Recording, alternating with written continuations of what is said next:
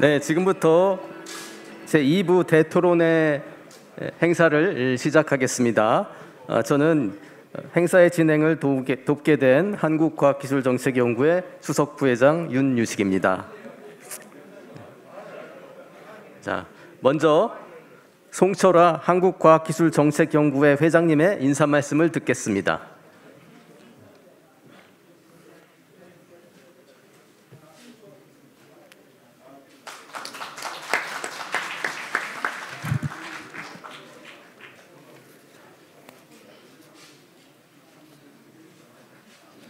안녕하십니까. 방금 소개받은 한국과학기술정책연구회 회장 송철아입니다. 한국원자력연구원에 근무를 하고 있습니다. 저희 단체를 먼저 소개 말씀드리고 오늘의 행사 의미에 대해서 간단히 소개드리는 그런 순서로 저희 인사 말씀을 대신하고자 합니다. 저희 한국과학기술정책연구회는 국회 산하의 유일한 과학기술 관련되는 사단법인으로 자리 잡고 있습니다. 지난 10여 년 동안 오늘과 같은 행사를 주관해 오면서 국회의장상을 포함한 과학기술 공로장상을 시상하는 행사를 주관하고 있고요. 또한 오늘 지금 곧 개최될 춘추계 토론회 등 국회에서 과학기술 주제에 관한 그런 토론회 행사를 개최해 오고 있습니다. 지난 2년 동안에는 코로나 상황으로 인해서 오늘과 같은 그런 대면 회의를 갖지 못하다가 근본 회의는 그런 점을 좀 더 극복하고자 우리 과총과 함께 성대하게 한번 준비를 해 보았습니다. 과학기술연구회는 국가과학기술 발전과 위상 제고를 위해 필요한 법령의 재개정 등 국회 입법 활동을 지원하는 그런 역할을 주된 역할로 하고 있고요. 구성원으로서는 과학기술인 또 정치인, 행정가들의 모임을 주선하고 있고요. 또 과학기술인들 간의 상호의 그런 모임을 주선하면서 국회 또는 정부의 과학기술의 의견을 모아서 전달하는 그런 역할을 해오고 있습니다. 근본 추계 토론회는 시대적인 상황을 고려해서 과총과 함께 과학기술 혁신을 통한 지방 소멸 위기 극복이라는 주제를 선택을 하였고요. 그 주제하에 김두현 전 장관님을 모시고 또 이태식 차기 과총 회장님을 좌장으로 해서 고명하신 여러 패널들을 모시고 토론을 개최하게 되었습니다. 특히 김두현 장 장관님은 제가 10여 년 전에 장관님께서 국가과학기술위원회 상임위원장으로 계실 때 전문위원으로서 보좌를 드리는 그런 오랜 인연도 있습니다. 또 이태식 차기 회장님 같은 경우는 제가 지난 여러 해 동안 과총의 정책위원으로서 또 활동을 하면서도 또 인연을 맺었고 앞으로도 그럴 기회가 있으리라 기대를 하고 있습니다. 함께해 주신 고명하신 여러 패널 분들께 감사의 말씀을 드리고요. 멀리에서 오늘 국회 방문의 날을 위해서 함께해 주신 여러 과학기술인 또 특히 원로 선배 여러분들께 감사의 말씀을 드립니다. 시대적 상황을 다시 한번 살펴보면 앞에서도 말씀이 있었지만은 과학기술 주권 확립이 가장 중요한 그런 기술 패권, 기술 지배 시대라고 우리 잘 알고 있습니다. 과학기술이 더 이상 산업 발전의 수단이 아니고요. 이제는 인류 생존과 또는 인류의 지속 성장을 위한 가장 중요한 경쟁력을 갖춘 요소라고 모두들이 인정을 하고 있습니다. 특히 국내에서도 과학기술 중심의 국정 운영의 필요성을 절감하고 있고요. 그에 따라서 국가의 과학기술 혁신 시스템의 재설계가 필요하다. 특히 국가의 R&D는 국가의 국가적 난제 또 사회적 문제를 해결하는 데 직접 기여할 수 있기를 많은 국민들이 고대하고 있습니다. 최근 우리가 직면하고 있는 상황을 보면은 인구 감소 및 수도권 집중화에 따른 지역 지방 소멸 위기가 굉장히 큰 문제로 인식되고 있습니다. 당연하게도 우리의 미래를 좌우할 굉장히 중요한 문제인 것입니다. 이러한 문제는 과학기술의 새로운 시대적 역할을 바탕으로 또 각계의 고유한 역할을 바탕으로 우리가 해결할 수 있으며 그에 필요한 입법 활동이 굉장히 중요하다고 생각해서 저희 연구회는 그를 위해서 최선을 다할 것입니다. 마지막으로 오늘 귀한 자리를 해주신 과학기신 여러분들께 감사의 말씀을 드리며 특히 기조 강연을 해주시는 김대현 전 장관님, 또 이태식 차기 과청 회장님, 여러 패널 여러분들께 감사의 말씀을 드립니다. 이상으로 인사 말씀에 대신하겠습니다. 감사합니다. 네. 네, 회장님 말씀 감사드립니다. 이제 기조 발제를 청해 듣겠습니다. 오늘의 기조 강연은 김도연 울산공업학원 이사장님께서 과학기술로 가꾸는 든든한 미래, 밝은 미래를 주제로 말씀해 주시겠습니다. 네, 인사드리겠습니다. 오늘 국회에서 이렇게 여러분들 뵙고 말씀 나눌 수 있어서 영광으로 생각합니다. 10분이 늦어졌네요, 저희 일정이. 그래서 하여튼 저도 30분 동안 제가 준비해온 자료를 말씀드리도록 하겠습니다. 자, 제목을 과학기술로 가꾸는 든든한 미래, 밝은 미래, 그렇게 잡았습니다. 우리 미래, 사실 지난 60년, 70년 역사를 생각하면 위기 아니었던 적이 없다 그러지만 진짜 위기인 것 같습니다. 제일 큰 위기는 국방과 안보의 위기죠. 요즘 이 상황 잘 알고 계시지 않습니까? 이건 하루아침에 닥칠 위기입니다. 진짜 굉장한 위기죠. 이걸 든든하게 나라를 지켜낼 수 있는 게 과학기술이다. 그건 누구나 다 동의할 것 같습니다. 길게 말씀 안 드리겠습니다. 자, 그게 이제 오늘 내일의 그런 위기 상황이라면 또 하나는 먹고 사는 문제죠. 경제죠. 경제를 위해서는 결국 국부가 있어야 되고 과학을 통해서 국격도 높아야 그래야 밝은 미래가 되죠. 알고 계시겠지만 지난 7개월간 무역 적자가 생겼습니다. 이 무역 적자가 이렇게 생긴 거는 IMF 이후 최초입니다. 그러니까 그만큼 벼랑 끝에 서 있습니다. 그럼 이 문제를 또 어떻게 해결할 거냐? 궁극적으로는 과학과 기술이죠. 다 동의하시리라고 믿습니다. 그다음 아까 안보가 하루아침의 문제, 오늘 내일의 문제라면 경제는 이건 내년 봄 굉장히 어려워질 것 같습니다. 그런 문제고 그 다음에 10년, 20년 진짜 궁극적인 문제는 이런 것들이죠. 위기입니다. 고령화, 지방소멸, 인구 감소, 이거 진짜 대단한 2300년이면 대한민국이 없어질 거다. 그런 비극적인 그런 전망도 있지 않습니까? 이런 게 사실은 대개 선진국들이 같이 겪고 있는 문제들입니다. 근데 우리는 그 사이에 너무 빨리 발전하면서 이런 문제도 너무 빨리 지금 당면하고 있습니다. 예를 들어서 65세 이상 인구가 고령화를 생각하시면 65세 이상 인구가 7%면 그게 고령화 사회라고 그럽니다. 그리고 14%가 되면 이제 고령 사회고요. 20%가 되면 초고령 사회 그렇게 부르죠. 프랑스는 1865년에 7% 65세 이상 인구가 7%가 되고 1980년에 14%가 됐습니다. 그러니까 프랑스도 굉장히 이런 문제가 많지만 115년간에 걸쳐서 일어난 일입니다. 반면에 한국은 2000년에 시작해서 2016년에 16년 세계에서 가장 짧습니다.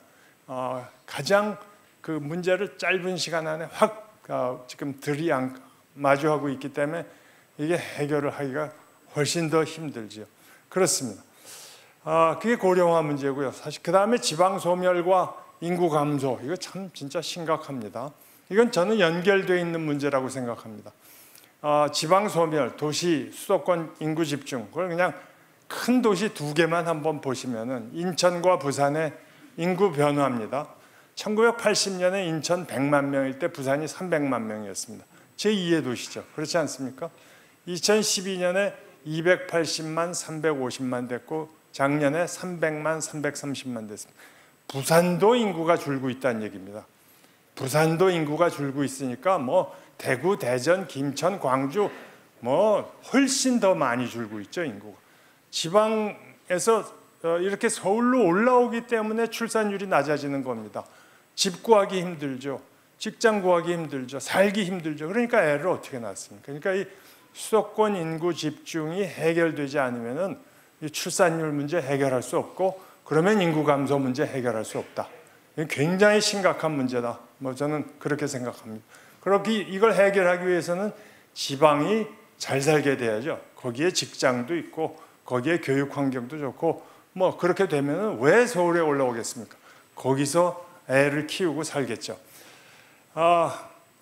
그냥 우리 역사를 잠깐 이제 돌이켜 보면은 뭐 다 아시는 얘기지만 참 대한민국은 기적적인 국가 발전을 이룬 나라입니다. 자랑스러운 역사입니다. 1961년의 서울 모습입니다. 잘 아시다시피 그때 국민소득이 90불이었습니다. 그리고 1970년에 280불이 됐습니다. 이때부터 뭔가 좀 꿈틀거리기 시작했죠. 잘 아시다시피. 그리고 작년에 35,000불이 됐습니다. 1961년과 2021년 이 두 모습이 똑같이 서울 청계천 모습입니다.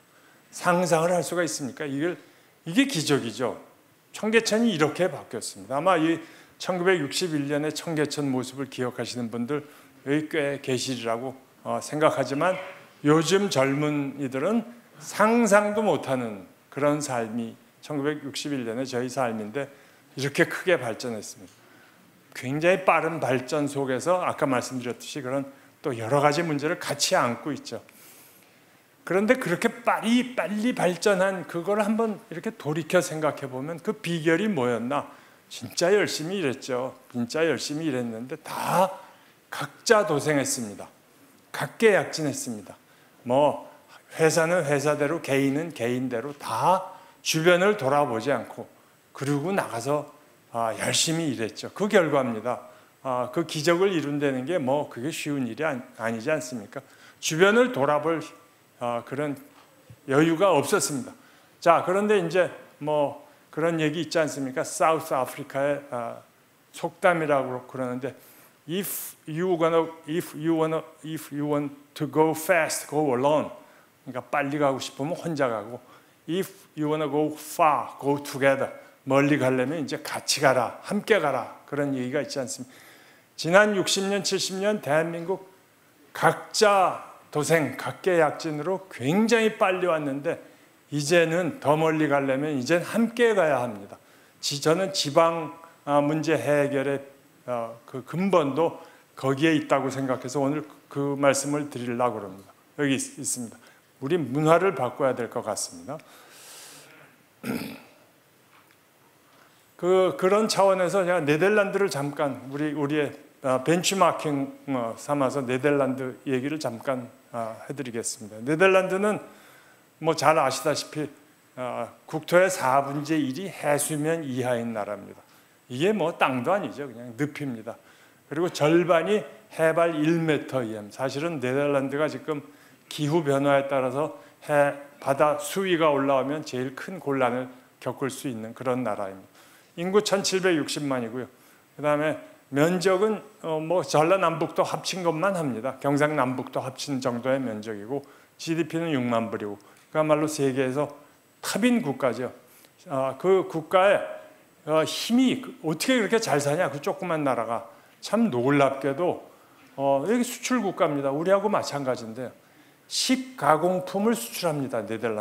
네덜란드가 뭐 이런 기계만 뭐 있는 것이 아니라 필립스, 지멘스 뭐 그런 것만 있는 것이 아니라 식가공품을 수출하는데 매년 1,100억 불을 수출합니다. 150조 원입니다. 식가공품 수출로 미국이 전 세계 1등이고 네덜란드가 2등입니다. 3위가 브라질입니다.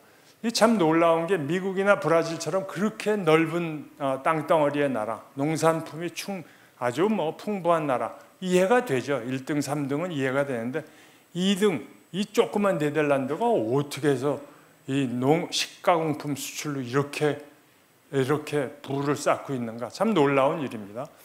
여기 지금 네덜란드의 그 도마도 공장인데요. 여기 보시면 보통 도마도 한 그루를 노지에서 우리가 키우면은 도마도가 1년에 3kg 나온다고 합니다. 3kg 나오는데 이거를 네덜란드 여기서는 이 사람들은 한 그루에서 80kg을 수확합니다. 기술입니다. 기술. 참 대단하죠. 그것을 어떻게 이루어냈느냐 하면은 뭐 소위 퍼블릭 프라이빗 파트너십입니다. 그러니까 퍼블릭과 프라이빗가 협력하고 배려해서 이제 꾸려나간 겁니다. 그래서 저희도 결국은 지역이 잘 살기 위해서는 이 네덜란드의 모델을 따라야 되고, 그래서 제가 퍼스텍에 있을 때 울산과 포항과 경주 지역을 거기 뭐 대학 연구소와 거기 지방 정부 기업을 모아서 유니버 플러스 시티 이런 걸 이제 했었습니다. 그리고 지금도 계속되고 있습니다. 유니버 플러스 시티는 이건 그냥 상형 문자로 생각하시면 되겠습니다. 지식, 유니버는 대학이나 연구소를 얘기하고 시티는 지방 정부와 기업이 이 시산학이 협력을 해서 이룬 것이 아까 네덜란드가 되겠습니다. 그 얘기를 다시 드리도록 하겠습니다. 그래서 2016년 벌써 6년 전이네요. 처음 그 유니버시티 할 때 울산의 모습이고요. 그때 뭐 울산시장, 그 포항시장 이런 분들 다 모여서 했던 행사고 계속되고 있고, 포항에서는 하나의 이제 결과물이 나왔습니다. 그러니까 포항시와 퍼스텍과 그리고 포스코가 합쳐서 이렇게 체인지 오브 그라운드라고 굉장한 건물을 하나 짓고 여기서 이제 벤처를 키우고 있습니다. 여기서 기업을 키우고 있는 것입니다. 그러면은 직장이 생기고 그러면은 젊은이들이 포항에서 살 것이다. 뭐 울산도 지금 이런 일들을 하고 있습니다. 유니버 플러스 시티 행사입니다. 이 유니버 플러스 시티 행사를 서울대학교에서도 갖고 왔습니다. 서울대학교에 시흥 캠퍼스가 새로 생기면서 시흥시하고 협력하고 있습니다. 똑같이 서울대학교 시흥 캠퍼스가 유니버 플러스 시티로 역시 지식과 기업과 시가 협력해야 한다. 그런 차원이 되겠습니다. 잘 아시다시피 이 대학 연구기관을 학이라고 그러고요. 기업을 제가 산이라고 불렀고, 정부가 이제 시가 되면 정부 주도형 삼각관계. 이때는 뭐 정부가 제일 클 때입니다. 정부가 끌고 가는 게 굉장히 효율적일 때죠. 우리 박정희 대통령 시대일 겁니다. 아마 전두환 대통령일 때까지도 이렇습니다. 정부의 힘이 엄청나죠. 그렇게 해서 속에서 기업과 대학에도 다 줄 거 주고 뭐 해서 끌고 가면은 굉장히 빨리 갈 수 있죠. 그렇게 빨리 가서 기업이 컸습니다. 대학이 컸습니다. 그러면 이제 1990년 이후 대한민국은 각자 도생형입니다. 기업은 기업대로, 정부는 정부대로, 대학은 대학대로, 혹은 연구소는 연구소대로 다 잘하고 있습니다. 다 잘하는데 협력은 진짜 안 되고 있죠. 산학협력 뭐 얘기 많이 하는데 1982년에 제가 서울대학교 교수가 됐는데 그때부터 산학협력이 문제라고 그러는 게 지금도 산학협력은 문제라고 그럽니다. 진짜 협력이 안 되는 것 같습니다. 이게 이제 각자 도생형 삼각관계 제가 이렇게 불렀고, 여기에 분명히 한계가 있습니다. 이게 제대로 돌아가기 위해서는 완전히 뭉쳐야 됩니다. 정부와 기업과 학이 완전히 협력이 아니라 이제는 일체화가 돼서 같이 끌어가야 된다라는 얘기고, 그게 바로 네덜란드입니다. 네덜란드 아까 그 식가공품 수출을 그렇게 하는 아주 그 지식의 도시가 와게닝겐이라고 아주 작은 도시입니다. 저 네덜란드에 제가 표시를 했습니다만, 와게닝겐이란 대학은 와게닝겐 시티에는 32km 제곱, 그러니까 영등포구만 하네요. 그렇죠? 영등포구만 하고 인구는 4만 명, 영등포구의 10분의 1쯤 됩니다. 그런데 이 와게닝겐이 아까 그 네덜란드의 무지막지한 수출의 원동력이 되고 있습니다. 어떻게 되고 있냐? 와게닝겐에 가시면 와게닝겐 대학이라고 있는데요. 와게닝겐 유니버시티가 한 20년 전에 전 세계에서 처음으로 이름을 바꿨습니다. 와게닝겐 유니버시티 앤드 리서치입니다. 주변의 연구소하고 완전히 통합했습니다. 한 기관입니다. 와게닝겐 유니버시티 앤드 리서치가 한 기관이고 전 세계에서 처음으로 대학으로서 리서치도 함께 같이 가는 것이죠. 그러니까 국가 연구기관이 따로 있었고 그 다음에 와게닝겐 유니버시티가 있었는데 두 개가 완전히 합친 것이고, 그 합친 것의 근본을 정부가 주도했습니다. 그러니까 시산학 그 협력이 굉장히 중요한 거예요. 여기가 대단한 대학입니다. 그러니까 보통 뭐 대학을 얘기할 때 랭킹을 내지 않습니까? 뭐 랭킹 그 큰 의미가 있는 건 아니지만 QS 랭킹에 작년도 보시면은 와게닝겐 대학 QS 랭킹 123등입니다. 서울대학교가 37등, 뭐 120 아무것도 아니네 그러시겠지만 이런 종합적인 순위보다 더 중요한 거는 기계공학은 어디가 제일 잘하냐, 뭐 그런 거 아니겠습니까? 여기 보시면 그 분위별로 보면은 agriculture and forestry, 그러니까 농업과 뭐라 그럴까요, 산림학 이런 것들은 와게닝겐 대학이 1등입니다. 고학문 분야는 전 세계에서. 그 다음에 agricultural science, 농업과학, 이것도 와게닝겐 대학이 1등입니다. 전 세계 1등입니다. 보통 뭐 이런 분야별, 학문 분야별로 대학 랭킹을 보면은 다 모든 게 거의 그게 철학이나 기계공학이나 뭐 상관없이 MIT, 하버드, 옥스퍼드 그런 영국, 미국 계통인데 유일하게 이 분야는 와게닝겐이 1등입니다. 이게 참 대단한 의미가 있죠. 이 와게닝겐 대학을 가면은 제가 그 대학을 방문했다가 한 2년 전에 방문했다 진짜 놀란 게 여기저기 이런 말들이 쓰여 있습니다. Today's knowledge, tomorrow's business. 이런 네덜란드 사람들이 이런 사람입니다. 그러니까 오늘 연구하는 게 내일 돈 버는 거다. 그런 것이 WUR의 학교 모토입니다. 뭐 Today's knowledge, tomorrow's business. 아마 우리나라 대학교에 어디 가서 뭐 총장 이런 사람이 Today's knowledge, tomorrow's business 그랬다가는 네가 도대체 학문을 아냐? 아마 그럴 것 같습니다. 말도 안 그딴 소리 하지도 마라. 그럴 텐데 이렇게 해서 이게 실험실마다 제가 뭐 실험실 창문에 쓰여 있는 거를 사진 찍어 온 건데 실험실 창문마다 저렇게 쓰여 있습니다. Today's knowledge, tomorrow's business. 그러니까 연구하면서 전부 사업을 생각합니다. 그걸 그 연구소와 대학이 한꺼번에 완전히 한꺼번에 일하고 있고요. 그러면서 이 사람들이 만들어낸 것이 우리는 보통 실리콘밸리를 많이 얘기합니다만 이 사람들은 푸드밸리를 만들었습니다. 그 푸드밸리에 아까 인구는 4만밖에 안 돼. 연구소가 식품과 뭐 회사에서 보내준 연구소입니다. 그 시에 회사에서 보낸 연구소들이 600개가 있습니다. 예를 들어 우리나라 CJ도 거기에 연구원들이 가 있습니다. 그런 식으로 해서 거기 푸드밸리를 만들어서 이런 모토네요. 그러니까 Shaping the future of food together. 이제 뭐 음식물 먹는 거 이거는 우리가 하겠다. 그런 뜻이죠. 실리콘밸리가 아니라 푸드밸리입니다. 푸드밸리가 만들어져서 지금 아주 잘 돌아가고 있는데 그리고 그게 네덜란드의 국력의 기본인데 그 푸드밸리가 아까 말씀드렸듯이 산과 학이 한꺼번에 돌아가는 거를 그걸 시가 만들었습니다. 시가 정부가 들어와서 만들었습니다. 그런 의미에서 시, 산, 학 특히 시의 역할은 굉장히 중요하고 정부의 역할은 중요하고 아마 그런 차원에서 오늘 우리가 여기 국회도 와서 얘기하는 것 아닌가 생각합니다. 그러나 근본적으로는 산과 학이 협력해야 됩니다.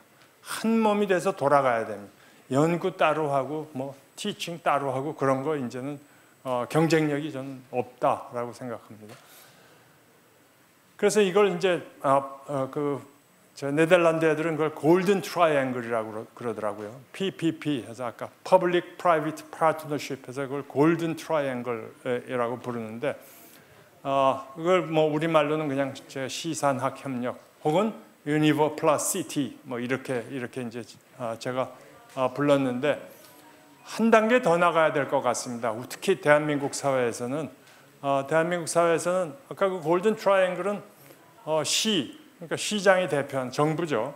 그다음에 산업체, 학, 연구소와 대학 뭐 이거가 이루는 것이 골든 트라이앵글인데 대한민국 사회는 다른 어느 나라보다도 뭐 다 잘 아시겠지만 시민단체의 힘이 무지하게 센 것 같습니다. 시민단체를 끌어들여야 됩니다. 할 수 없습니다. 시민단체가 나서서 뭐 반대하기 시작하면 뭐 감당이 안 됩니다. 그건 설득도 안 되고 그러니까 함께 가야 될 것 같습니다. 그래서 저는 우리가 할 때는 이제 골든 트라이앵글이 아니라 대한민국에서 하나 더 나가자. 하나 더 나가는데 그걸 그래서 제가 그냥 스플렌디드 다이아몬드 하는 4P라고 해서 시장과 산업체와 대학 연구소와 그리고 시민이 함께하는 그런 유니버 플러스 시티 그런 협력을 해야 협력과 배려를 해야 되고 이것이 저는 지역이 살 수 있는 길이라고 생각합니다. 부산에서는 뭐 해양 산업을 하고 아까 광주에서는 에너지 산업을 하고 뭐 그렇게 독특하게 하나의 클러스터를 꾸며서 거기에 전력 투구를 해야 됩니다. 전력 투구를 하고 거기에 시정부가 들어오고 거기에 있는 대학과 연구소들이 힘을 합쳐서 협력하는 단계가 아닙니다. 협력하는 단계가 아니라 완전히 일체가 돼서 끌어가면은 저는 지역이 살고 그러면 그 지역이 살면서 결국 지방 소멸의 문제가 그리고 인구 감소의 문제를 해결할 수 있지 않을까. 굉장히 긴 시간이 걸리겠지만 저희가 꼭 가야 할 길이 아닐까 뭐 그렇게 생각합니다. 마치겠습니다. 감사합니다.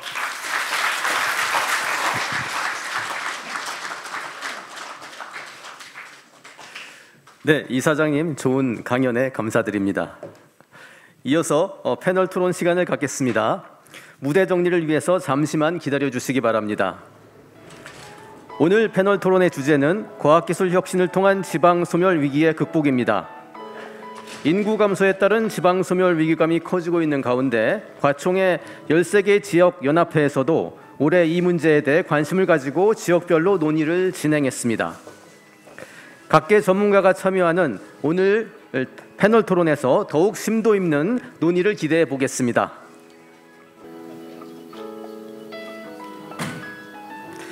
오늘 패널 토론은 과총 13개 지역연합회 협의회 회장을 맡고 계시는 이태식 과총 차기 회장님께서 좌장을 맡아 진행해 주시겠습니다. 회장님 부탁드립니다.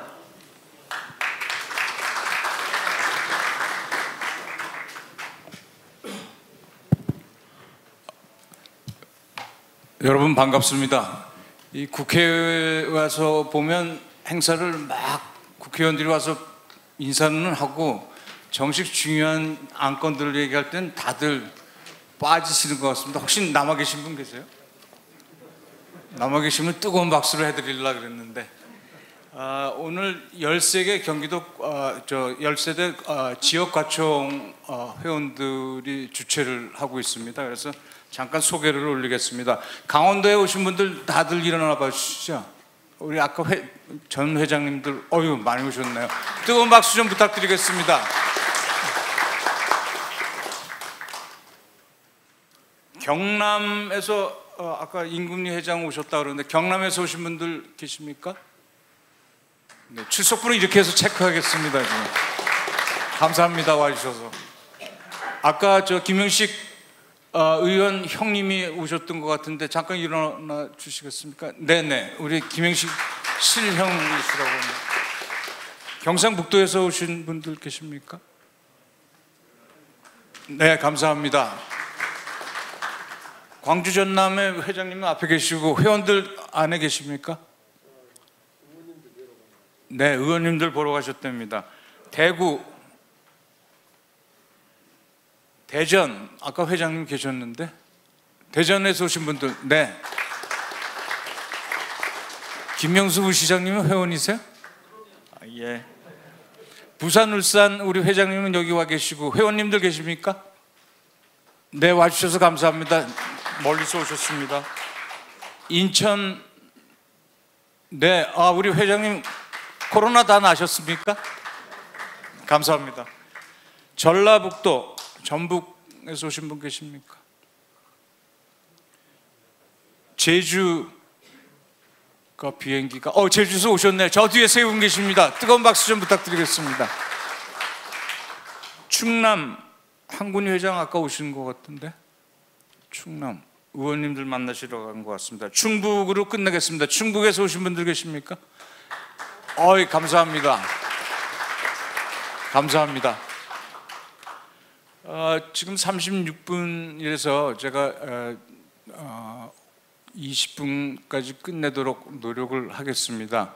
그래서 발제자는 밖에 계시고 7분의 토론자가 오셔갖고 한 5분씩을 일단 1단계를 돌리겠습니다. 그리고 플로어에서도 말씀하실 분이 있으면 한 2분 정도 시간을 드리겠습니다. 제 왼쪽에는 과총 부산울산 지역연합회 회장으로 계신 이준현 교수님 계십니다. 전 한국에너지기술평가원 원장을 하셨고요.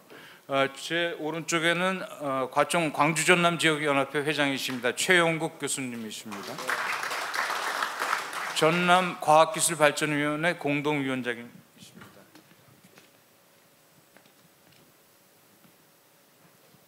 이석봉 부시장님, 네, 왼쪽에 계신데 이석봉 부시장님은 대덕넷, 우리가 잘 아는 헬로디디 대덕넷에서 대표이사를 맡고 계시다가 이번에 대전광역시 과학부시장이 됐습니다.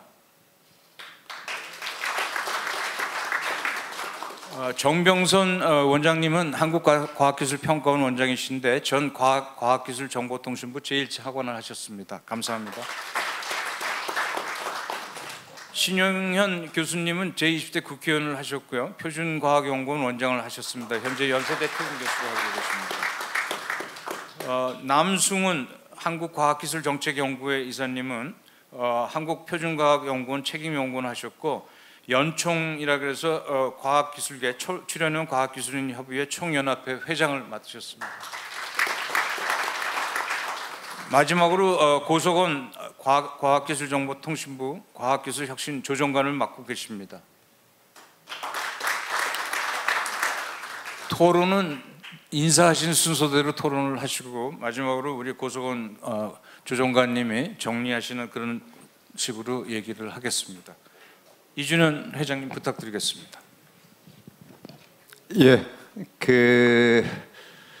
오늘 저희들이 지금 여기서 모여서 하는 주제가 과학기술 또 지방 소멸 뭐 이런 주제로 가지고 저희들이 이야기하고 있습니다만은 조금 전에 우리 김도현 이사장님께서 여러 가지 이제 지혜를 같이 좀 공유를 해주시고 하는데 그 배경에 보면은 결국은 저는 뭐 지방 소멸이나 지방이라는 용어를 별로 썩 좋아하지는 않습니다.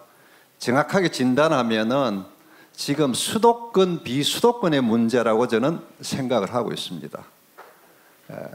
그런 관점에서 보면은 왜 그러면은 이 비수도권의 과학기술 또 비수도권의 경제 이 전반적인 해나기 왜 이리 어려워질까라는 부분에 대해서 아마도 여기에 계신 주로 수도권에서 생활하고 계신 분들의 관점에서 보면은 느끼기 힘들 정도로 굉장히 빠르게 급속도로 이게 나쁜 쪽으로 이게 지금 모든 데이터가 옮겨가고 있다라는 게 지금 현실입니다. 제가 뭐 여기 봉사하고 있는 부산 울산 지역의 지금 쪽입니다만은 잘 아시다시피 한때 제2의 도시라고 하는 부산, 그 다음에 산업도시의 울산. 이 부산이라는 지역에서 차로 50분 거리에 창원에 가면은 50분 채 안 걸립니다. 울산 50분 지금 채 안 걸립니다. 어떻게 보면은 이 초강력근이라고 저희들이 이야기를 하고 있고 이 소위 메가시티라는 관점에서 정치인들이 지자체가 뭔가 이렇게 이제 멀징을 해서 미래의 먹거리 산업기술 구조를 바꿔보고 거기에 따른 과학기술의 어떤 협력 체계를 좀 더 가까이 가보자 하는 그 움직임이 행정적으로 이렇게 진행이 되다가 이 최근에 보면은 이 지자체장들이 같은 정당인데도 불구하고 최근에 거기에 결국 어그리를 못하는 이런 이제 현실이 생기고 있는 겁니다. 그래서 뭐 우리 김도현 이사장님 말씀대로 크게 보면은 왜 이 지방 소멸이 되냐 하는 부분에는 거시적으로 보면은 결국은 고령화, 인구 소멸 이에 따라서 지방에 소멸이 되고 결국 이 이야기는 지역의 산업이 지금 붕괴되고 있다는 이야기로서 저는 이게 생각을 하고 있습니다. 뭐 통계책에 나오는 구체적인 자료를 제가 한번 오기 전에 쭉 봤습니다만은 이 지금 일어나는 이 상황이 굉장히 심각하다라는 부분입니다. 예를 들어 가지고 지역에 그러면은 이 무슨 소득이 있어야 되지 않습니까? 그래야 젊은이들이 모여 있을 거고.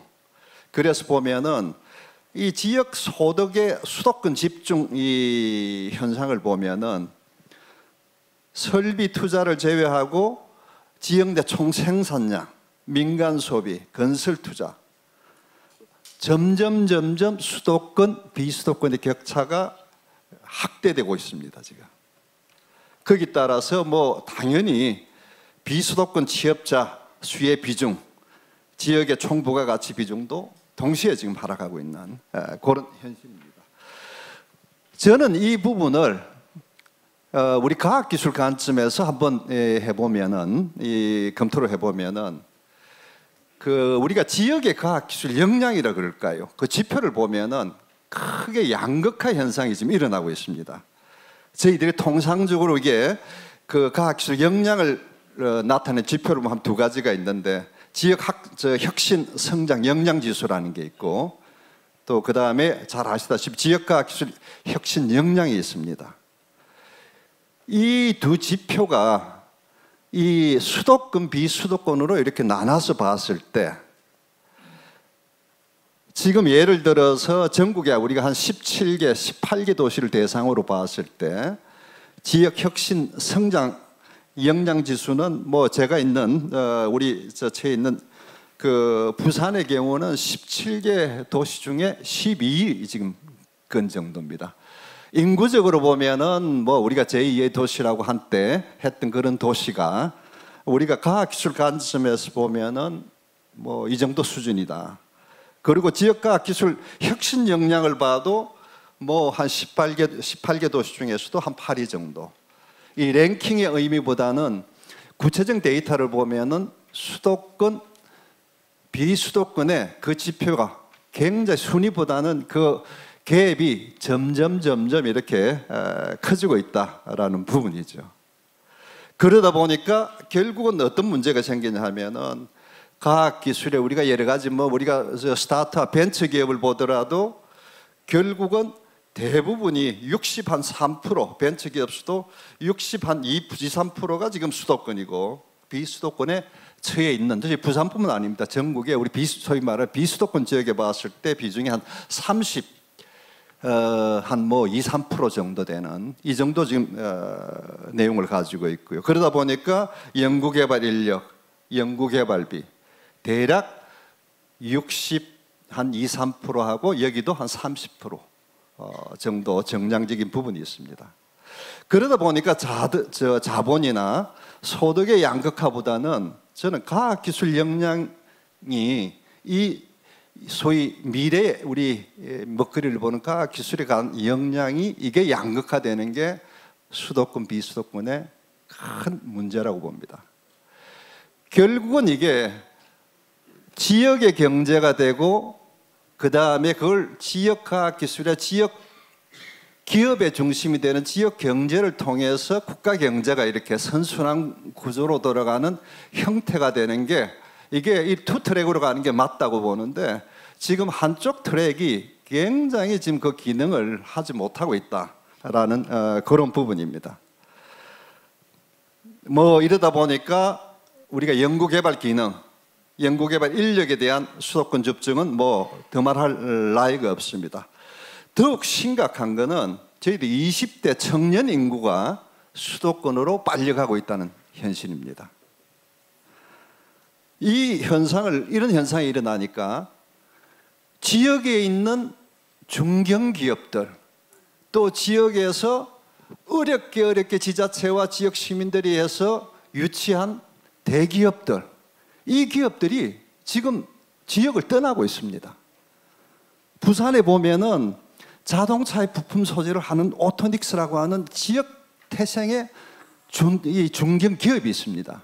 굉장히 지역에서는 기술력도 인정받고 또 지역 대학 산학을 잘하는 그런 기업입니다. 이 기업이 결국은 서울로 연구소를 옮겼습니다. 여러 가지 아마 이유가 있을 겁니다. 기본적으로는 필요로 하는 연구 인력을 확충하는 게 어려움이 있을 거다라는 부분도 있을 것이고요. 또 잘 아시다시피 동남권, 부산, 경남, 울산을 축을 하는 동남권에는 소위 저희들이 말하는 조선산업, 해양산업의 허브 역할을 한 지역들입니다. 그래서 사실은 한 5년 전에 이 선박에 실제적으로 구조 설계를 담당하는 현대 계열의 기업이 있었습니다. 뭐 우리가 말하는 현대 글로벌 서비스라는 기업인데요. 이 부산에 지금 뭐 해양 수도의 부산 이런 타이틀을 해서 어렵게 해서 5년 전에 울산에서 서울로 못 가고 부산을 유치를 했습니다. 그것도 부산에 아주 R&D 축으로 있는 센텀 지역이라고 해운대에 가장 가까운 그 혁신지구에다가 유치를 했습니다. 그런데 이 기업이 5년 만에 판교적으로 가기로 결정을 했습니다. 그러니까 이게 어떤 문제냐 하면은 결국은 이게 복합적인 요인이 맞물려 들어가고 있는 게 아니냐 하는 생각이 드는 거죠. 뭐 또 그러다 보니까 소위 청년들의 창업 열기도 점점 지역에서 괜찮게 하는 스타트업 기업들 그 품목들이 결국은 어느 정도 하다가 판교 쪽으로 다시 옮기게 되는 이런 악순환이 전개되고 있습니다. 자, 이런 환경 속에서 우리 김대현 이사장님도 아까 말씀을 하셨습니다만은 이게 오래전부터 누적된 부분이고 거기에는 지자체 또 지역에 있는 대학들, 지역 산업체 이 부분들의 협력 체계가 굉장히 효율적으로 진행이 되지 않은 부분도 분명히 있을 겁니다. 또 하나는 더 큰 이유는 이 선순환 구조에 지역과 국가의 이 과학기술 베이스의 경제가 돌아가려고 그러면은 결국은 지금 같은 이런 부분에 대한 총체적인 부분은 뭔가 이게 고쳐져야 된다. 그럼 대안은 뭘 거냐라는 부분에 대해서는 이게 여러 가지 복합적인 요인이 있겠죠. 저는 이게 첫 번째로 이야기하는 게 중앙정부의 지금 R&D, 과학기술의 R&D라고 하는 게 전부 다 어떻게 보면은 칸막이식으로 돼 있는 거죠. 그러니까 지자체가 여기에 있는 과학기술, 뭐 R&D 예산이든 안 그러면은 거기에 대한 그 정부 사업을 따오기 위한 고리 역할이 이게 지역이 같이 이렇게 수평적인 부분이 돼야 되는데 지금은 모든 부처의 이 여러 가지 지역 발전을 이야기하면서 모든 사업을 지금 하고 있습니다. 가기부도 하고 계시고 하고 있고 국토부, 뭐 중소기업 벤처부, 산업통상자원 하고 있습니다만은 이 형태가 수직적 구조로 되어 있다 보니까 수평적 구조가 지금 형성이 되지 않고 있다. 그러면 이 수평적 구조를 가지기 위해서는 어떻게 해야 될 거냐? 여러 가지 뭐 요인이 있겠습니다만은 우선 지역의 과학기술에 대한 정책, 그 다음에 거기에 기능할 수 있는 기획 기능 이런 부분들이 우선 각 지역들이 이제는 힘을 키워야 된다. 그런 가운데 오늘 뭐 우리 대전도 있습니다만 전국의 한 6개 지역에서는 그런 기획, 정책 이런 부분을 과학기술적으로 하기 위해서 여러 가지 혁신원도 만들어지고 하고 있고 예전에 비해서는 그 기능이 지금 작동하고 있습니다. 그래서 이런 복합적인 부분들이 함께 좀 이루어져야 되겠다 하는 우선 뭐 주어진 시간 내에서 간단한 그런 의견을 같이 공유하고자 합니다. 감사합니다. 감사합니다. 주어진 시간보다 4분을 더 쓰셔갖고 우리 점심시간이 자꾸 늦어지면 안 됩니다. 그래서 이제 문제점보다는 어떤 해결책이 필요하다는 중점으로 좀 해서 5분 내에 끝내주시고 3분이 지나면 제가 기침을 하겠습니다. 존경하는 최영국 회장님, 아마 이분도 하실 말씀이 많은데 기침을 안 하도록 해주시기 바랍니다.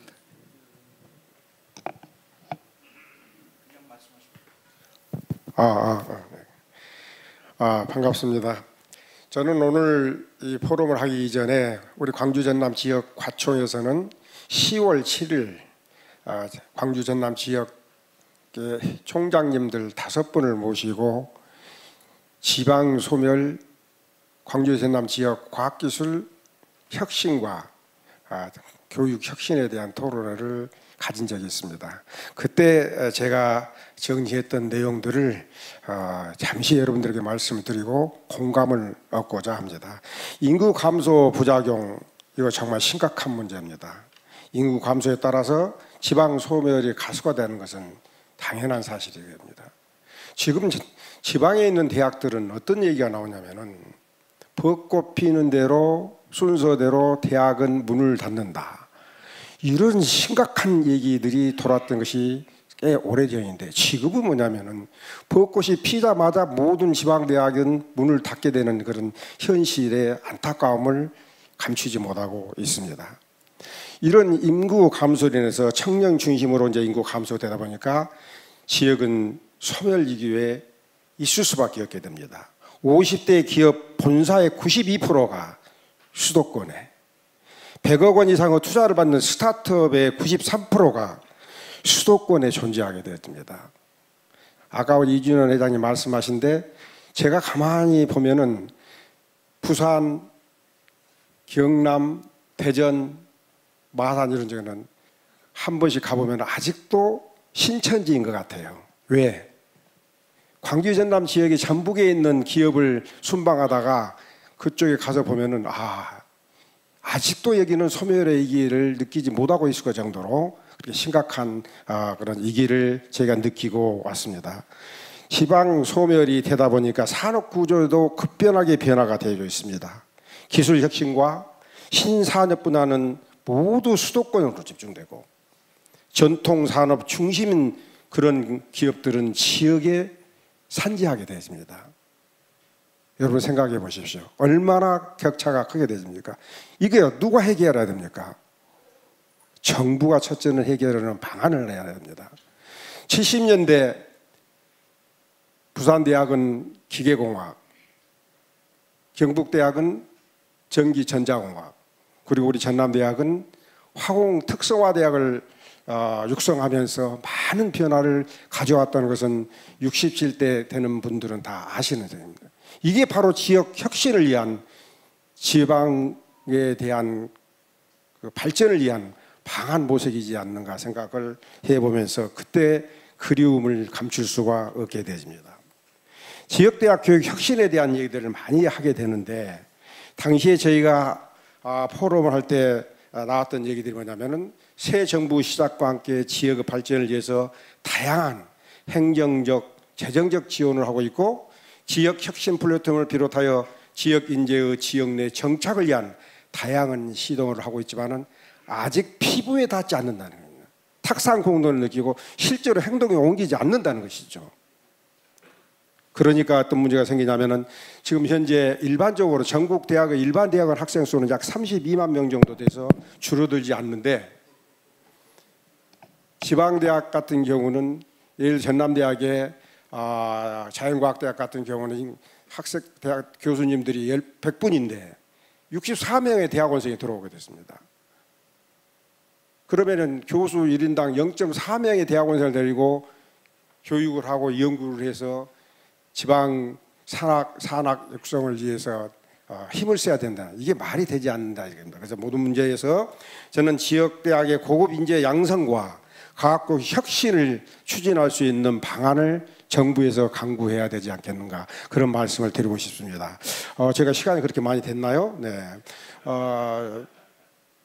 그 다음에 지방 과학기술 혁신에 대한 얘기를 몇 가지 말씀드리려고 많이 준비를 해봤는데, 사실은 간단한 큰 타이틀만 말씀드리고 가겠습니다. 정부는 지역 전략 산업과 연계한 과학기술 역량 제고를 추진해야 할 필요성이 있습니다.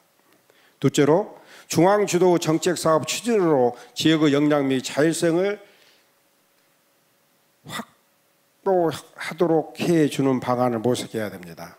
세 번째로 혁신 주체에 대한 분산된 지원으로 혁신의 구심점을 부재된 지역을 살려줘야 됩니다. 그리고 네 번째로는 클러스터나 과학문화 등 지역의 과학기술 생태계도 열악하다는 것을 인정하고 지방정부에서 하루빨리 많은 예산을 지원해야 되지 않겠는가, 그런 말씀을 드리면서 제 토론을 마치도록 하겠습니다. 감사합니다. 예, 감사합니다. 다음은 이 다들 말씀할 게 많을 텐데 이석봉 부시장님 모시겠습니다. 네, 감사합니다. 두 분의 말씀을 통해 가지고는 아마 현실이 어떻다는 걸 좀 인지하실 것 같고요.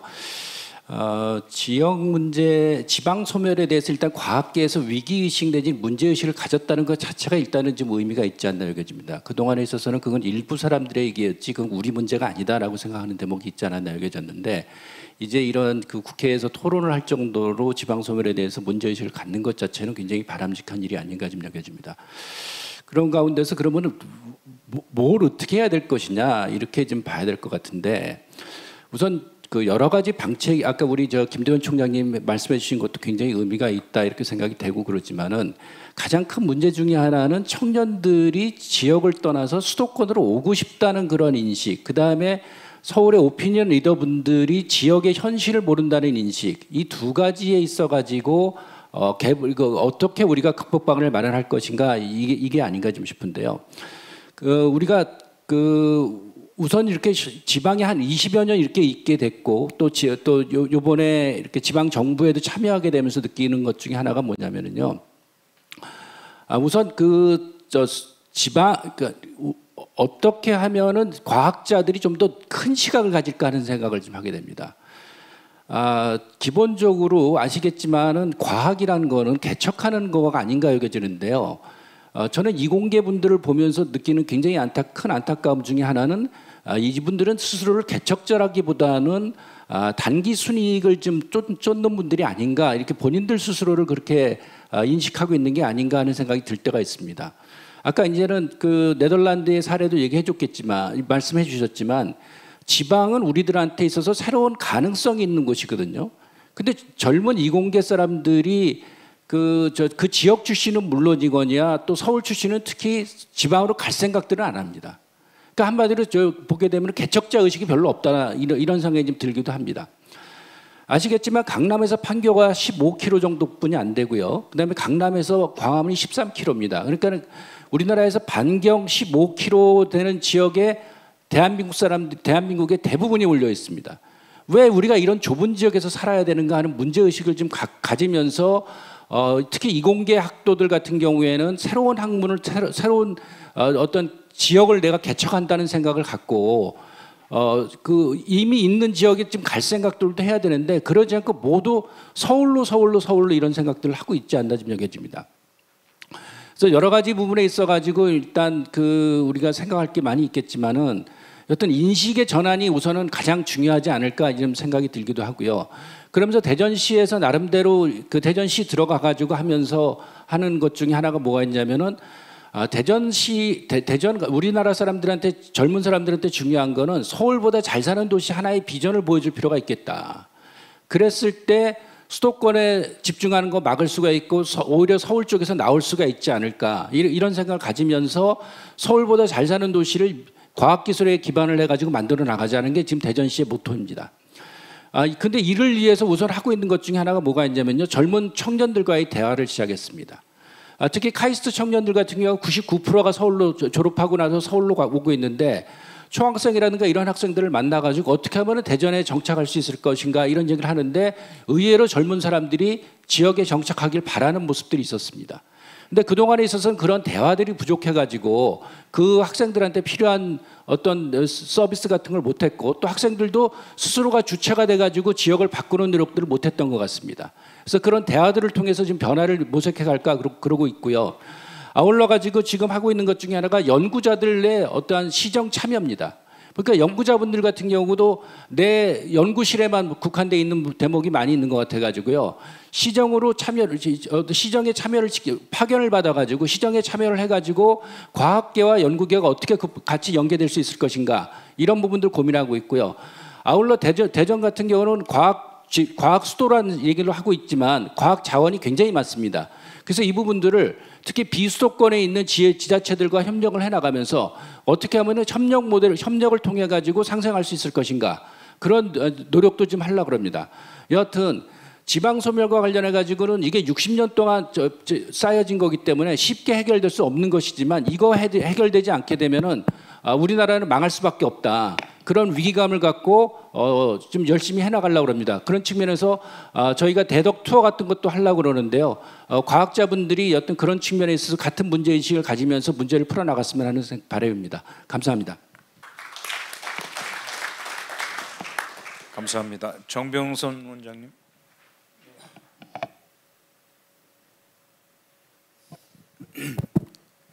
네, 아까 우리 김도연 이사장님께서 그 지역 소멸에 대한 대안으로 시산학 강조해 주셨고요. 특히 이제 스플렌디드 다이아몬드 강조해 주시면서 이제 지식을 기업화하는 쪽으로 집중하자 이런 말씀을 주셨는데, 그 저희 키스텝이 매년 5년마다 한 번씩 그 과학기술진흥 종합계획 기획해서 이제 과기정통부를 지원하는 역할을 하고 있습니다. 그래서 이번에 6차 방향을 지금 만들고 있습니다. 6차 종합계획인데 그 방향 전체가 아까 김도현 이사장님이 제기하신 거하고 유사합니다. 첫 번째가 지역이 주도할 수 있는 과학기술 혁신 추진 체계를 갖춰야 되겠다는 게 이제 첫 번째 전략인데, 지역이라 하면 아까 그 이사장님께서 말씀하셨던 것처럼 시입니다. 시가 주도할 수 있는 혁신 추진 체계가 돼야 되겠다. 그래서 거기를 하기 위해서 저희가 지금 준비하는 게 이제 지역 과학기술 전략회의라는 것을 만들어서 중앙부처와 지방정부가 같이 어떻게 하면 지역의 과학기술 기반으로 혁신을 만들어갈 것인가 고민하는 회의를 지금 만들려고 하고, 이걸 법적으로 지원하기 위해서 이제 국정과제에 들어가 있는데 지역 과학기술 혁신법을 지금 제정하려고 합니다. 그래서 오늘 이제 의원님 국회 왔기 때문에 적극 지지를 좀 요청을 드리고요. 그다음에 지자체에 이제 우리 부산이나 이제 대전은 잘하고 있는데 그 지방자치단체에서 과학기술 전담기관을 만들어서 이곳에서 주도적으로 과학 정책을 기획할 수 있도록 하자. 그래서 이런 부분들이 좀 적극적으로 중앙부처에서 지원했으면 좋겠다는 게 첫 번째고요. 두 번째는 아까 산이나 학계의 지역 혁신 주체들이 성장할 수 있는 그런 여건을 마련해 주자. 그래서 특히 이제 권역별 거점대학 중심으로 핵심 기술 연구단을 좀 설치해서 지원하는 것을 종합계획에 좀 담고 있고, 또 지역 선도 연구센터를 확대하자라는 거고요.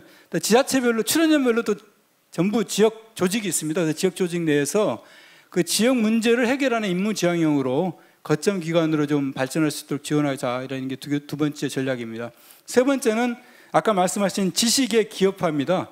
그래서 특히 임계 규모 이상으로 장기 투자를 해서 파격적 지원을 통해서 지역 내에서 유니콘 기업이 창출할 수 있도록 하자. 이렇게 됐을 때 결국은 지역 내에 젊은 인재들이 남게 되고 고급 일자리가 창출되는 그런 형태로 이제 진행할 수 있겠다 해서 지금 그런 방향으로 하고 있는데, 다행히 저희가 사례를 보니까 부산에서 2015년에 주도한 굉장히 좋은 사례가 있습니다. 여기서도 문제의식은 이겁니다. 대학 내 유휴공간이 있는데 여기에 인프라를 기반으로 기업과 연구기관이 협력해서 좀 가속화할 수 있는 지역신을 만들어보자는 문제제기를 하셔가지고 대학 내에다가 융복합 혁신 공간도 만들고 기업 성장 지원도 하고 산학 융합 혁신 기술도 개발하자, 인재를 육성하자 해서 이 진행을 했는데 좋은 사례가 나오고 있습니다. 부경대, 동아대, 부산대 내에서 그 지역에 있는 혁신 기술을 통해서 기업들을 창출하는 사례가 나오고 있는데, 이런 사례를 보고 교육부에서 2019년에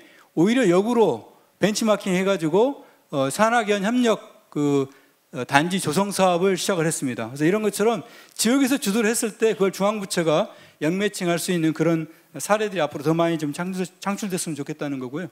그다음에 또 하나의 좋은 사례는 이제 광주에서 광주에서 문제 제기해가지고 지금 이제 인공지능 중심의 과학기술 글로벌 생태계 조성이 이루어져 가고 있습니다. 지난번에 예타 면제로 광주에서 인공지능을 신청을 했는데 그게 채택이 돼가지고 지금 이제 상당한 인프라를 갖추고 인력 육성 내지는 이제 창업 기업 육성, 그리고 그걸 하기 위한 연구개발까지 종합적으로 광주에서 주도적으로 해가지고 상당한 주목을 받고 있습니다. 이런 것처럼 각 지역별로 지역이 주도하면서 지역의 독자적 전략 산업을 육성할 수 있는 그런 생태계를 만들어 간다면 다시 서울로 가던 인재들이 이제는 지방으로, 지역으로 더 갈 수 있는, 그래서 그곳이 아이들의 울음소리가 더 많이 울려 퍼지는 그런 새로운 활기 있는 지역 주도 혁신 성장이 되지 않을까, 이런 기대를 하게 됩니다. 예, 감사합니다. 이 긴급 제의를 해야 되겠습니다. 우리 정병선 원장님하고 13개 지역 과청 회장님들이 이 5개년 계획 전에 긴급하게 한번 회의를 해서 저희도 제안을 좀 하겠습니다. 예, 지금 지역별로 공청회를 하고 있는데 지금 의견을 주시면 최대한 반영토록 하겠습니다. 예, 감사합니다. 그 다음은 우리 신영현 교수님 부탁드리겠습니다. 예, 제가 시간을 맞추려면 원래 이제 얘기할 걸 요약해서 써갖고 하는데 그냥 요약한 거를 그냥 읽는 것과 시간을 맞출 수 있을 것 같습니다. 제가 이 지역 소멸 얘기가 나와서 제 입장을 생각해봤거든요. 저희 애도 대전에서 태어났지만 지금 서울에서 삽니다. 근데 이 서울에서 살 때 그걸 말리지 못한, 그냥 대전에서 살지 그러냐 이걸 못했던 이유를 생각해 보니까 이게 본인이 하고 싶은 일을 할 수 있는 것, 그다음에 뭐라 그러죠? 가치 창출이라고 해야 되나요? 뭐 일자리를 할 수도 있고, 일자리로 월급 받는 거일 수도 있고, 뭐 이런 거를 할 때 그게 아무래도 서울에서 하는 것, 대도시에서 하는 게 유리하기 때문에 그랬던 것 같습니다. 그 다음에 이제 공교육이 제 역할을 제대로 못 하고 있는 상황에서 사교육을 하는 거는 아무래도 대도시가 유리하다. 뭐 이런 이유로 애들이 이제 다 서울로 몰리는 것 같아요. 그러다 보니까 대도시 주택 가격 문제가 생기고 뭐 그 교육비나 주택 문제 때문에 출산율은 저하되고 이런 악순환이 생기고 있기 때문에 이 고리를 끊어야 되는 것 같습니다. 그래서 이걸 고리를 끊으려면 뭐를 해야 될까를 제가 몇 가지 생각나는 대로 적어봤는데요. 우선은 아주 기본적인 인프라를 해결해 줘야 되는 것이 있습니다. 우리가 이제 그 출산율 얘기를 하잖아요. 지방 소멸 중에 이유 중에 하나가 출산율인데 우리나라 그 기본 지자체 중에서 분만실이 한 곳도 없는 곳이 35군데나 됩니다. 아기 낳으려면 평균 이동해야 되는 거리가 35km고 전남에서 아기 낳던 그 중환자실이 부족해서 전남의 산모가 헬기 타고 제주도 가서 아기를 낳는 그런 상황이 나오고 있습니다. 그래서 이런 아주 기본적인 그 출산 인프라라든가 교육 인프라 이거는 먼저 깔아놓고 그 다음에 지방 소멸 얘기를 해야 되겠다. 그걸 먼저 말씀드리고요. 이런 기본적인 것이 충족이 되고 난다면 지금 우리가 모두 얘기하는 디지털 시대입니다. 디지털 시대가 되면서 저희가 원격 근무, 그다음에 이제 원격 수업을 경험을 해봤는데 이게 지방 소멸을 막을 수 있는 기회가 될 수도 있다고 생각을 합니다. 반면에 이번에 잘못하면 지방 소멸을 더 가속화시킬 수도 있는 그런 상황이 될 수도 있다고 생각합니다. 그래서 이걸 막으려면 정보통신 인프라를 전국 동일하게 깔아야 되는 것, 이것도 역시 기본이고요. 그 다음에 이제 원격 근무를 할 수 있는 워크스테이션 같은 거를 전국 어디서나 동일한 조건에서 할 수 있을 만큼 그 기본 베이스를 깔아주는 것이 굉장히 중요하다고 생각합니다.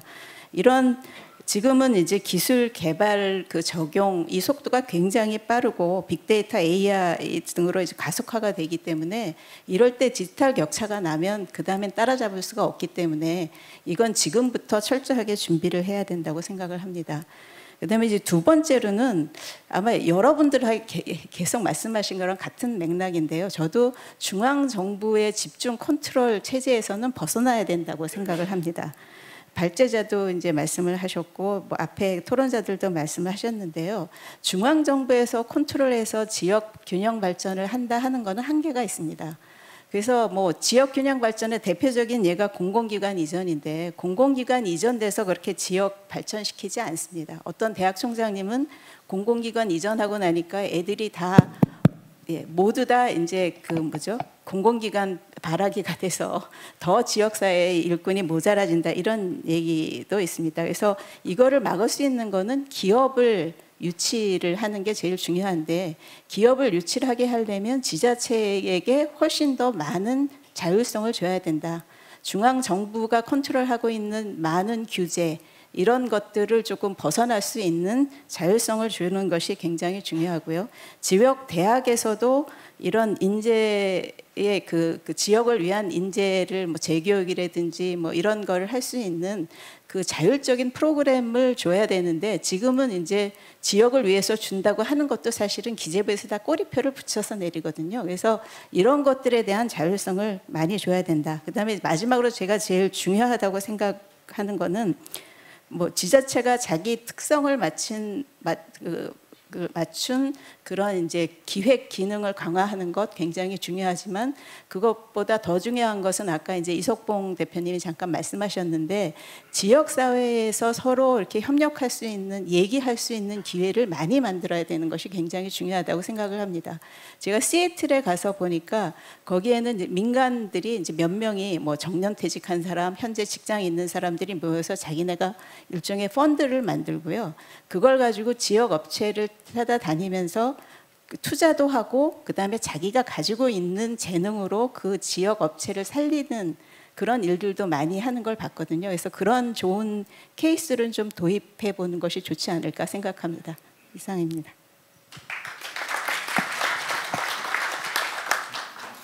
감사합니다. 정확상을 드려야 됩니다. 다음 남승훈 이사님.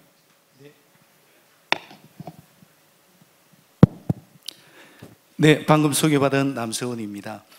현재 한국은 3대 인구 지진 징후가 일어나고 있거든요.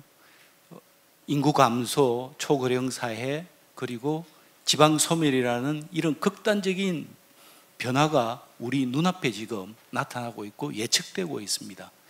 2021년에 5천만 명이 좀 안 되는 인구가 2100년, 80년 후면 2천만 명도 안 된다고 지금 예측되고 있고요.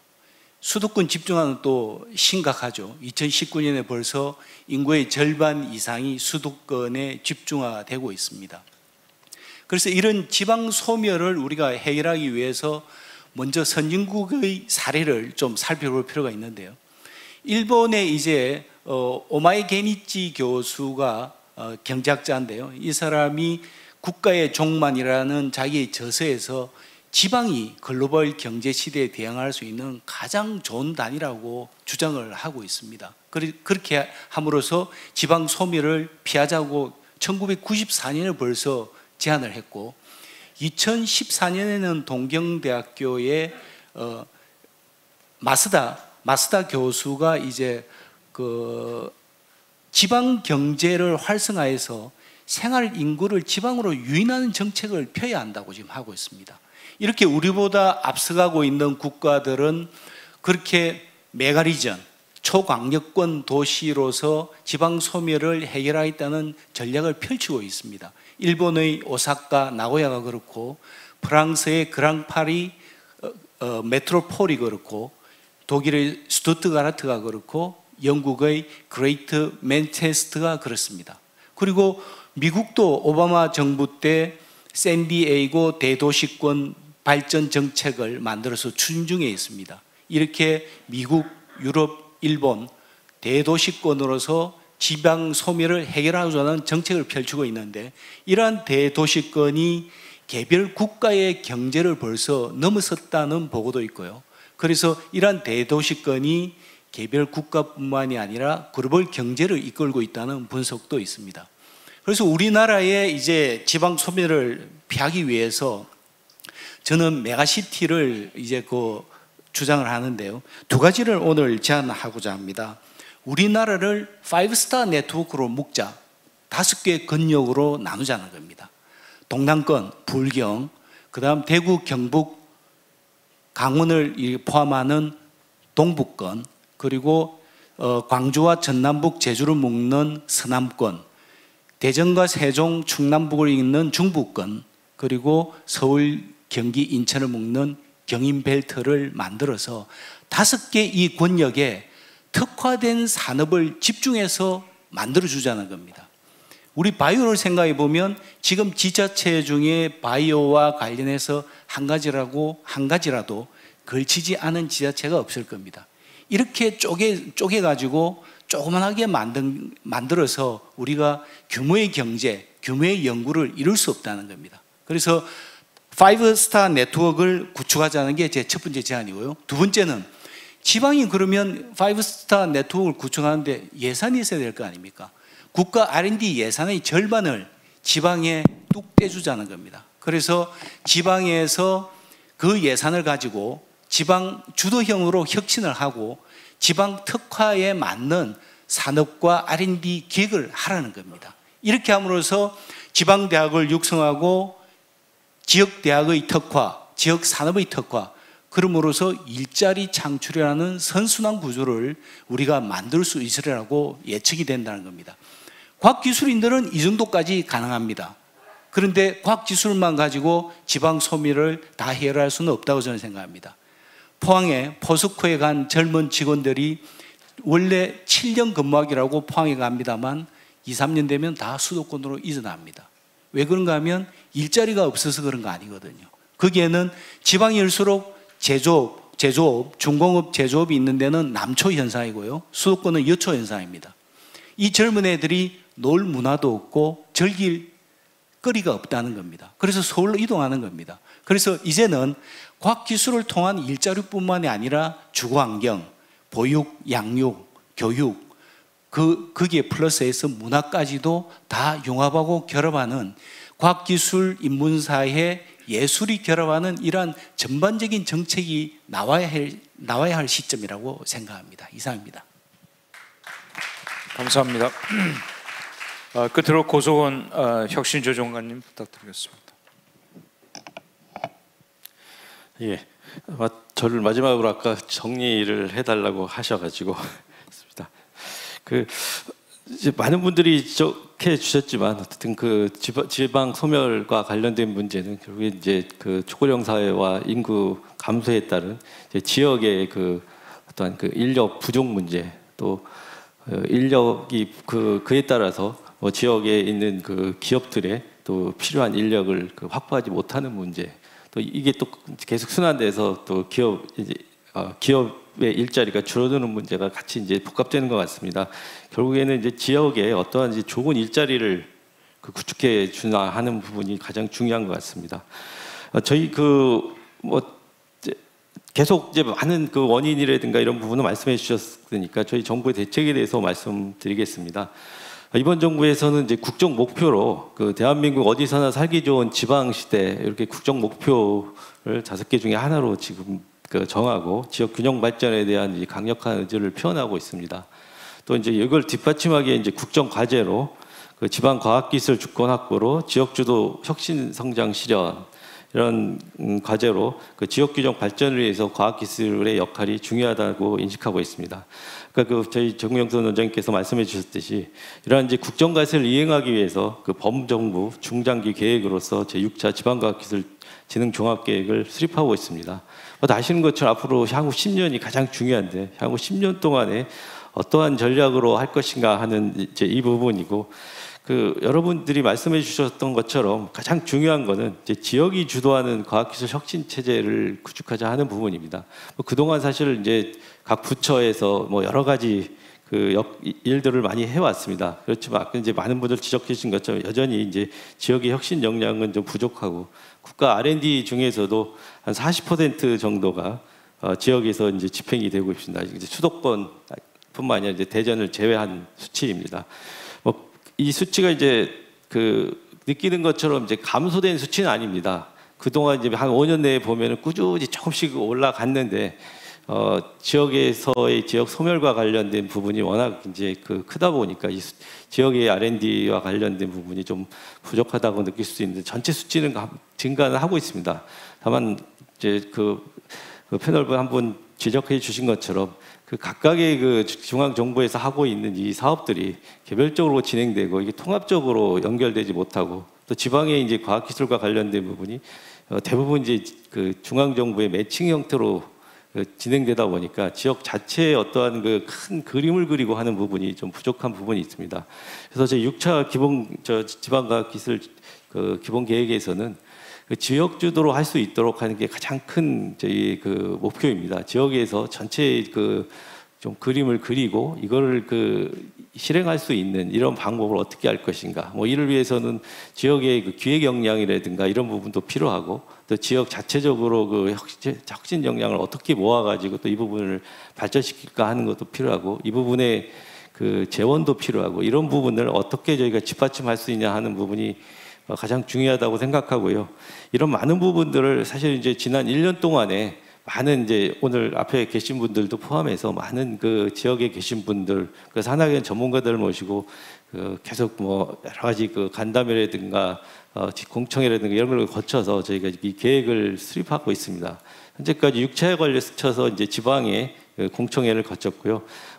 아마 이제 좀 있으면은 이제 이 전체의 계획 안에 대해서 공개를 하면서 또 다시 한번 이제 의견을 모으는 그런 과정을 거치게 될 것입니다. 이런 과정 속에서 이제 오늘 주신 걸 포함해서 많은 부분을 말씀해 주시면 저희가 이 부분을 담아내도록 하겠습니다. 어쨌든 이런 부분을 이제 이행하기 위해서는 제도적인 것이 이제 뒷받침이 돼야 되는데 그동안에 어쨌든 여러 가지 했던 부분들에 좀 저희가 부족함이 이제 느껴져서 과학기술 기본법의 짧은 그러한 규정 외에 지방과학기술진흥법을 새롭게 제정하려고 하고 있습니다. 거의 문안도 저희 거의 이제 성안이 돼 가고 있고 이 부분들을 이제 좀 다듬어서 저희는 좀 되도록 빨리 했으면 좋겠는데 아마 내년 상반기에는 국회에 제출해서 이제 내년 중으로 좀 법으로 제정이 될 수 있지 않나 싶습니다. 이 과정에서 지금 오늘 와 계신 많은 분들의 적극적인 지원이 필요할 것 같습니다. 감사합니다. 감사합니다. 우리 고석원 정책조정관님이랑도 조만간에 지역과총 13개 회장님들과 면담을 좀 신청을 해서 시간을 좀 주시기 바랍니다. 이해했습니까? 예, 감사합니다. 제가 말씀드린 대로 플로어에서 혹시 한 분 내지 두 분 정도의 1분에서 2분 정도 드릴 수 있을 것 같습니다. 내가 얘기 안 하면 집에 가서 잠을 못 자겠다. 혹시 그런 분 계시면 손 들어주시면 마이크를 보내드리겠습니다.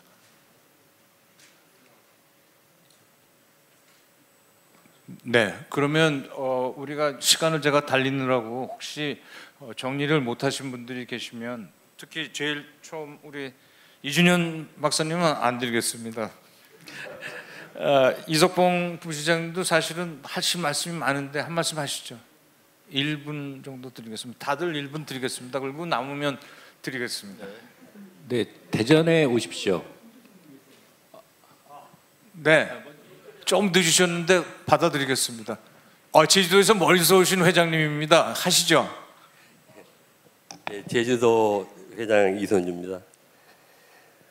제가 이제 이 말씀들 잘 듣고요. 저 여러 가지 해서 이제 생각을 해봐서 지방 소멸 요인 분석도 한번 제 나름대로 한번 그 요인을 생각을 해봤고요. 근데 그것이 보니까는 인구학적 요인이 있고요. 그 다음에 또 하나는 이제 생활 환경적 요인이 있고, 그 다음에 산업 환경적 요인이 있는 것 같습니다. 그런데 이제 그런 것은 디테일하게는 여러 전문가들이 하실 것 같고 제가 느꼈을 때는 생각했을 때는 근데 제 경험을 하나 좀 말씀을 드리려고요.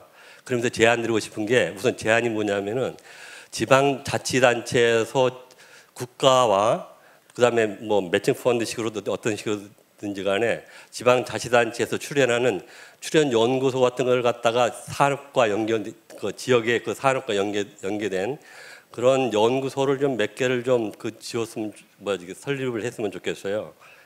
그러면 그게 굉장한 고용 효과도 있고 그다음에 인구 확보 효과도 있고 그다음에 산업과 연계된 그런 발전 효과도 있다고 보거든요. 한 예로서 제가 경험한 것이 저희 제주도에 기초과학 지원연구원인가요? 거기에 분소가 있었어요. 분소가 있었는데 그게 이제 설립돼가지고 잘 운영돼서 한 30명 정도까지 이게 인원 연구원들이 그게 있었습니다. 그런데 어느 날 갑자기 이게 지방자치단체에서 좀 더 출연을 해라, 한번 지원을 해라, 매칭을 하라. 어떤 그런 것이 연구원하고 좀 갈등이 있어가지고 결국 이 니드가 서로 안 맞으니까는 해체를 시켰어요. 그래가지고 그걸 분해시켜가지고 다 육지 다른 지원센터 분소 그쪽으로 다 보냈더라고요.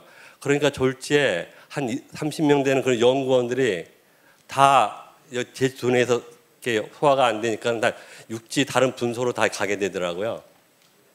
그래서는 제가 이러한 걸 봤을 때도 하나의 연구소가 설립됨으로 인해서 굉장히 그게 활발하게 지역 산업과 연계돼서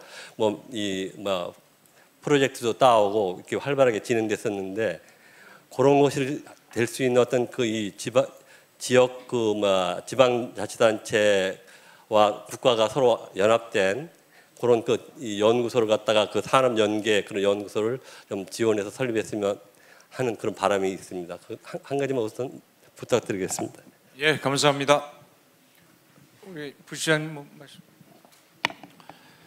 제가 약속한 3분이 남았습니다. 두 분만 기회를 드리겠습니다. 그 대전이 그 과학기술 중심 도시라고 얘기를 하는데요. 사실 아시는 분들이 많지 않습니다. 그래서 내년이 대덕단지 50주년이어 가지고요. 대덕단지 투어 프로그램을 마련하려고 합니다. 그렇기 때문에 과학자분들 정말 연구소들 안 가보신 분들 많이 계십니다. 내 연구소는 가봤는데 다른 연구소는 안 가보셨습니다. 특히 서울에 계신 분들도 그러신데요. 하여튼 그런 프로그램들 만들 테니까 많이 오셔가지고 보시면서 지역의 가능성을 확인해 주셨으면 합니다. 감사합니다. 아까 말씀 못 드린 한 말씀 올리겠습니다. 그때 저희가 포럼을 할 때 포항공대 김무환 총장이 이런 말씀을 하셨습니다. 문을 이제 두드려라. 그래서 문이 열리지 않으면 문을 만들으라고 얘기했습니다. 그 말씀은 오늘 김도연 우리 이사장이 하신 말씀과 같은 것 같아요. 지역의 특성에 맞는 특화를 시켜서 지역이 함께해서 추진해도 나가고 정부는 지원만 해달라는 것이죠. 그런 방안이 하지 않으면은 절대적으로 지역 대학이 살아날 수가 없습니다. 대학이 살아야지 기업이 살고 기업이 살아야지 국가가 사는데 지방이 살아야지 국가가 사는다는 것은 우리 중앙에 있는 분들 명심해야 할 것 같습니다. 한번 바꿔서 살아보시면 좋겠어요. 지방과 중앙에 사는 사람들이 한번 6개월씩 바꿔서 살아보면 얼마나 심각한가를 그렇게 알고 함께 가야 된다는 동반자적인 생각을 가질 수 있지 않겠는가. 오늘 김재원 이사장님 정말 좋은 강의 감사합니다. 네, 감사합니다. 한 분만 더 받겠습니다. 홍보 차원에서 좀 말씀드리겠습니다. 그 키스텝이 그동안 그 국가 과학 혁신을 위한 싱크탱크 역할을 해왔는데 내년부터는 지역 과학기술 정치연구 센터를 별도 만듭니다. 그래서 지방자치단체에서 하고자 하는 모든 것에 대한 그 컨설팅, 자료 지원, 정책 지원을 지금 최대한하려고 하니까 많이 활용해 주시면 감사하겠습니다. 감사합니다. 1분 남아서 제가 말씀들은 정리를 안 하겠습니다. 근데 제가 존경하는 친구의 말을 한번 전해보겠습니다. 황당한 상상력의 소유자들이 모였답니다. 그래서 대한민국이 면적이 얼마나 되는지 혹시 아시는 분 계세요? 제곱킬로미터는 10만 제곱킬로미터고요. 평수는 325억 평입니다. 근데 우리가 균형 발전을 얘기한 지가 굉장히 오래됐지 않습니까? 근데 균형 발전이 안 되는 거를 인지를 하고 있고 혁신 도시를 우리가 만들고 있습니다. 그래서 이 친구들 얘기는 뭐냐면 아니 한국 전체를 연구개발 플러스를 만들지 뭐 그 지역을 다 나눠주고 그렇게 하느냐는 얘기입니다. 근데 제가 오늘 우리 남승훈 이사의 말씀을 감사하게 생각하면서 제가 하고 싶은 얘기가 있었습니다. 이제 반도국가라는 말을 그만두고 도시국가를 우리 만들자. 도시국가를 만들면 모든 게 해결이 되는데 사실 제가 건설기술연구원 원장을 하면서 하이퍼루프를 계획을 첩도연구원이랑 했습니다. 하이퍼루프 들어보신 분 계십니까? 1시간에 1200km 달립니다. 서울, 목포 20분, 목포, 부산 8분, 목포에서 대만까지 1시간. 서울 끝에서 끝에가 지금 2시간 걸리고요. 예를 들어서 우리 광주 비엔날레를 다 하는데 강원도에 커피 윅데이가 있습니다. 100만 명이 모입니다. 그런데 지금 여러분들이 지역 얘기를 하시면서 우리 이준현 박사님이 우리가 지역과청이 벌써 2번을 모여서 아주 심각하게 지역 소멸에 대해서 인구 변화에 대해서 대화를 나눴는데요. 부산의 R&D 계획이나 서울의 R&D 계획이나 전라남도 R&D 계획이나 다른 게 전혀 없습니다. 그거를 우리가 인지를 하는데 그거를 문제점이라고 아무도 얘기를 안 합니다. 우리 다 할 수 있다라고 얘기를 하니까. 그리고 혁신도시라고 만들었는데 그게 대부분 다 성공하지 못했습니다. 돈을 엄청나게 쏟았는데도. 그래서 그 황당한 발상, 우리 반도국가를 도시국가로 바꾸면 이 문제가 모든 게 해결되고, 지금 지방의 새로운 문화, 인프라, 무슨 산부인과 인프라, 아까 굉장히 좋은 말씀하셨는데 그런 것들을 새로 만드는 게 과연 옳은가, 그런 토론을 한번 저희가 열겠습니다.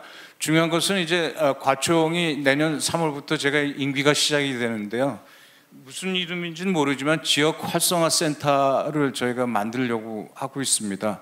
그래서 이런 문제를, 여러분들은 과기계 R&D만 따지고 계신데 지역 활성화 예산이 얼마인 줄 아십니까? 1조입니다. 1조. 그 예산을 그냥 놔두면 과학기술계는 전혀 안 옵니다.